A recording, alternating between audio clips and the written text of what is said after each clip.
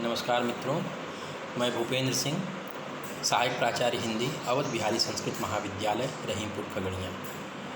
जो विषय मैं आज लोगों के सामने लेकर उपस्थित हो रहा हूँ वह है हिंदी साहित्य के इतिहास की लेखन परंपरा। साहित्य के इतिहास लेखन की परंपरा एक लंबी परंपरा है जिसका सूत्रपात किसी भारतीय विद्वान ने नहीं किया। इसका भी श्रेय एक विदेशी विद्वान को जाता है जिसका नाम है गारसा दतासी। उन्होंने अपनी इतिहास पुस्तक का नाम दिया इस्त्वार द ला लिटरेच्यूर हिंदुस्तानी। उसके बाद हिंदी पट्टी से शिव सिंह सरोज का नाम आता है, शिव सिंह सेंगर का नाम आता है, जिन्होंने अपनी पुस्तक का नाम शिव सिंह सेंगर रखा।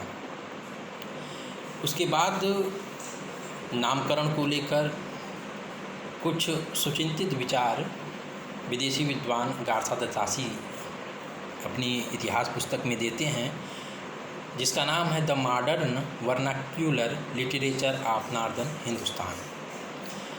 इसमें पहली बार हिंदी साहित्य के इतिहास को लेकर एक सुव्यवस्थित बातचीत की गई। उस बातचीत के दौरान उस साहित्य लेखन की परंपरा, उसके नामकरण की ओर थोड़ा बहुत ध्यान दिया गया, या कह सकते हैं कि प्रथम प्रयास किया गया। वह प्रयास अच्छा भी है और आने वाली पीढ़ियों में या आने वाली पीढ़ियां जो इतिहास लेखन की परंपरा में अपना योगदान देंगी, उसके लिए एक रास्ता भी दिखाया जॉर्ज ग्रियर्सन ने। जॉर्ज ग्रियर्सन के बाद हिंदी साहित्य के इतिहास लेखन की एक बृहद परंपरा, एक बृहद ग्रंथ के रूप में आती है, जो मिस्र बंधुओं के योगदान से आती है। मिस्र बंधुओं का लेखन संयुक्त लेखन है और उनकी पुस्तक का नाम है मिस्र बंधु विनोद, जो 1913 में आती है। और इस पुस्तक की विशेषता है कि इसमें लगभग 5000 कवियों का परिचय दिया गया है। उन 5000 कवियों में वो उनके अनुसार विभाजन किया गया है, काल विभाजन भी किया गया है, उसका नामकरण भी किया गया है। और नामकरण के साथ थोड़ा बहुत उनके संदर्भ में कुछ बातें उन्होंने बताई हैं। ये बहुत बड़ा काम था। लगभग 5000 कवियों को जुटाना ये मामूली बात नहीं थी अपने समय में। और वो वैसा समय जिस समय में सामग्री बहुत उपस्थित नहीं थी, तो आप समझ सकते हैं कि एक ऐसा समय जिस समय में किसी चीज़ को लेकर और इतना बड़ा काम करना।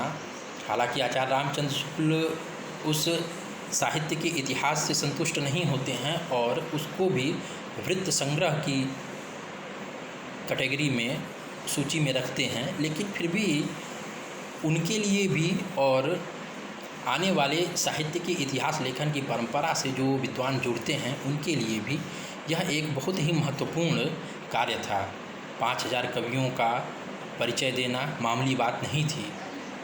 इसे और इसको उन्होंने 4 भागों में बांटा।